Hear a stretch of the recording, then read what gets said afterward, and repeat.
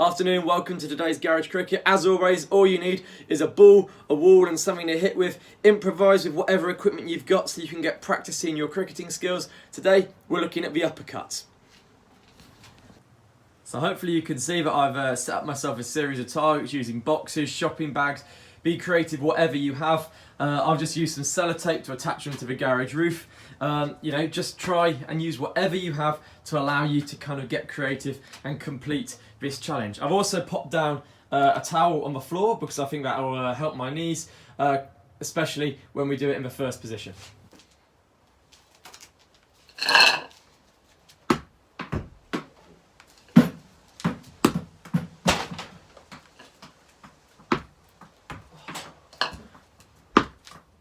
So my uppercut is played towards the offside, ideally over the slipcord and wicket keeper, and intends to be played to a short ball.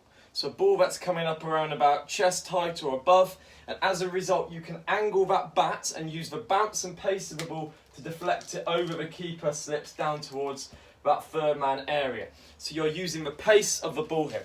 Today, all I want you to do is to play around with it and see how you can get different angles and things to try and hit various targets. So as you can see, I've got my bags and boxes up there ready to hit. So to practice this, you need to find a way to simulate a ball coming with pace around about chest height or above. The way I'm going to do it, the first one here, I'm obviously in my garage. I've come quite close to the back wall, which is where my phone is propped up, so I'm only a couple of meters away. I've got my knees, both knees down on a mat here. I'm going to underarm it hard.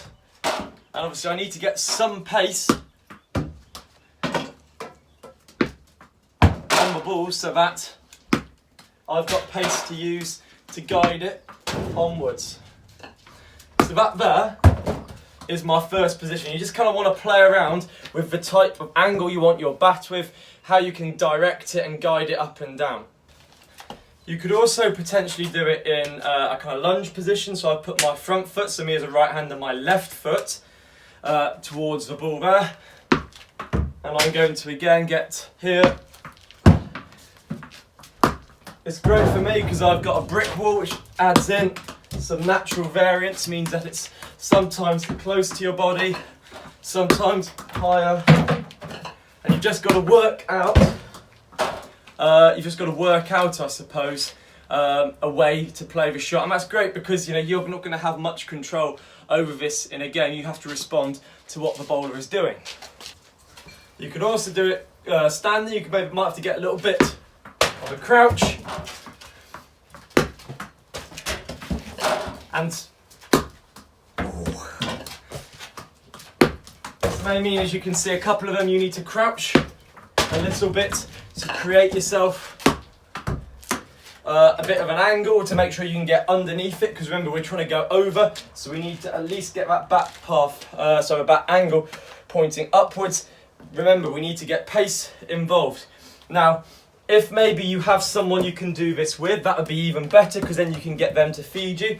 You could get them to get down on one knee, so imagine if you're stood out there and you can throw it in overarm or underarm depending on the pace, and get you guiding that. Again, you can stand, whatever it is, and just get used to guiding it towards the targets, over things. You could put out maybe some hoops or like a little kind of archery or curling area where you're trying to get the balls to land. But effectively, just wanted you to be playing this shot. I recommend, so to set yourself a challenge in a competitive nature, 6 balls. How many points can you score in those 6 balls? I'm going to divide my points scoring. So this box here is worth 3, that one's worth 2, that one's worth 1. If it stays in the box, in the bag, or in the other bag, the points are tripled. My 6 ball score, the best 6 ball score I've put together so far is 10. Hopefully you can beat that. Good luck.